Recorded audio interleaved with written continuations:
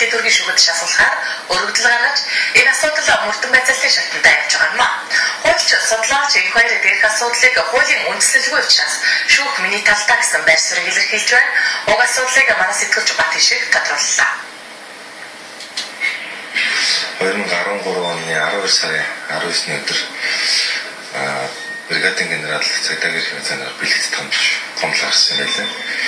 Тэр нь болохоор иргэн сайн жаргал тэгээ миний бие хоёр 11 сард ерөнхийдөө Алтан уугийн өөрийнх нь төсвийн багтцад одоо шилжсэн 50 тэрбум төгрөгийн зарцуулалттай холбоотой гэдэг хүсэл гаргаж байгаа гэдгийг ээлж хэлэн байгуулсан байсан. Тэгээ энэ нь бол одоо өөрийг гүтгэсэн байна.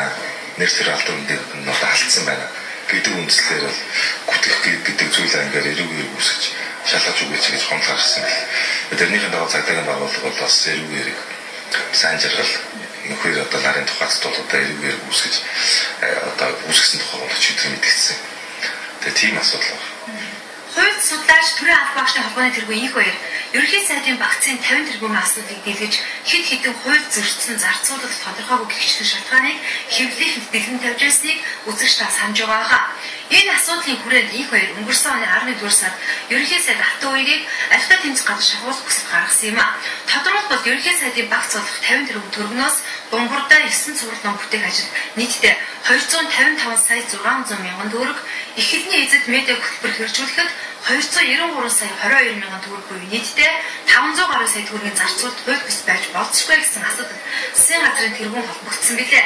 Харин албатай тэмцэх газараас уг асуудлыг шалгах боломжгүй гэж үзсэн бол харин засгийн газрын тэргүүн нэр хүндэд халтсан, гүтгэж дормжсон гэх өрөөдийг Чингэлтэй дүүргийн цагдаагийн хэцэд хүргүүлснээр дээрх асуудал одоо мөрдөн байцаалтын шатндаа явж байна.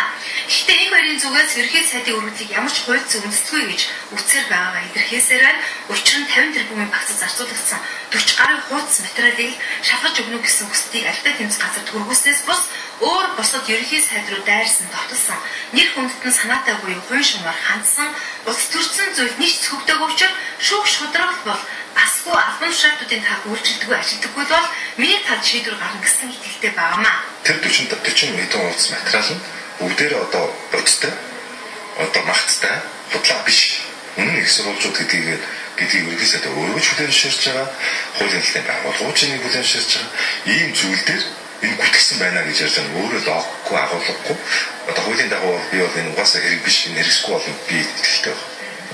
За ерөнхий сайдыг өргөдөл гаргасны дараахан төрийн албан агчдын холбооны тэргүүн их хоёр эрүүгийн хэрэг үүсгэгдсэн нөхцөл мөрдөн байцаалд нууцгээд хэргийн нөхцөл байдлыг ярьдаггүй учраас орчхоосоо урд зарлжихын Чингэлтэй цагдаагаас ярьлаа. За ерөнхий сайд Алтан уугийг өөрийг нь гүтгэсэн гэхээр надад эрүүгийн хэрэг үүсгэж шалгаж хүсэлт гаргасан гин хэмээн тухайн үед Twitter хуудасаараа жиргэж байсан юм а.